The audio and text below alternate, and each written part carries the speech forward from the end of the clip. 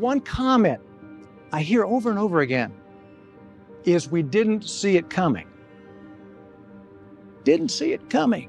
The grocery industry didn't see it coming when Amazon suddenly jumps in their business and $25 billion in market cap gets wiped out overnight. There's an insurance company out in California, didn't see it coming. The effects of climate change and a raging wildfire pummels, destroys an entire town, Paradise, California. A friend of mine out in Boston didn't see it coming. He worked his way up the corporate ladder in the college textbook publishing industry, senior vice president. And he's running a $200 million business unit, staff of 20 people reporting to him. Things are going great. He's got a second home on the Cape. 2 of his 3 kids are in college. Everything is going well. But then all of a sudden, over a 3-year period, his sales began to drop. His whole entire industry, college textbooks, are suddenly upside down. And one afternoon, he's called into his boss's office, and he's told that his services are no longer needed. In today's world, we're either managing the future, or the future is managing us. Kraft Heinz stock is down 34%, with the CEO saying in an earnings call, "We've been too focused on the present. We need to work on the future." Futurist and innovation expert Robert Tucker helps you see it coming. He advises organizations in 54 countries on how to thrive and prosper in a time of hyper change. A couple of months ago, when they called to invite me to speak at this celebration, I went home and told my wife. I said, "Did you ever in your wildest dreams think that this would happen?" And she said to me, "Well, you're not in my wildest dreams." I went on to become a futurist and an innovation expert, advising organizations all over the world, and perhaps because of this work, they've asked me to share a few ideas with you this afternoon about how to make the most of your future and your innovation journey ahead. So I want to talk with you about 3 things, and they all begin with the letter C: change, creativity, and courage.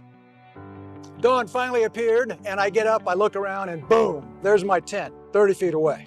And I learned something that night in the Grand Teton Mountains that stuck with me ever since. I learned that conditions change rapidly when we're not prepared. And you can be close to your shelter, and it doesn't do you a bit of good. So this session is about your flashlight, ladies and gentlemen.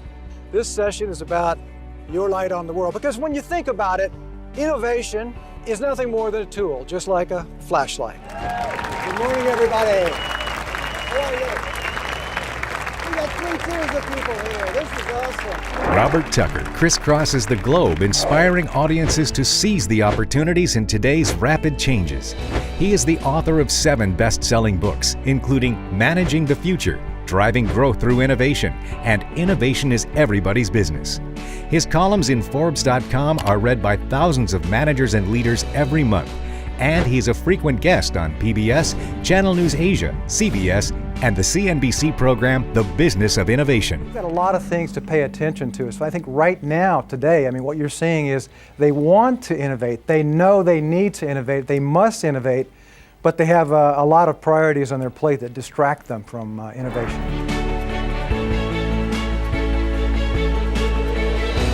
It's counterintuitive, but the best way to look ahead is to look backwards sometimes. The farther backward you can look, the farther forward you can see. If you do this kind of thing in a different way and really pay attention to this trend watching thing, you will develop foresight. Your creativity is your #1 asset. It's something we don't think about, but creativity is not just for artists, it's for all of us. This is where it's at. This is where it's going to go over the next decade. I think it was the first time, not only was I on an open road driving, but it was a mountain road. I developed a little too much speed.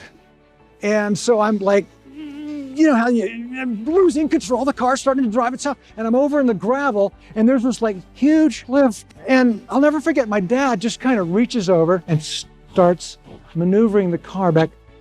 But he said something to me that I'll never forget. He said, "Steer the car, Robert, and look farther up the road." And so that's my encouragement to you, ladies and gentlemen. Steer the car and look farther up the road. And good luck managing the future. Thank you very much.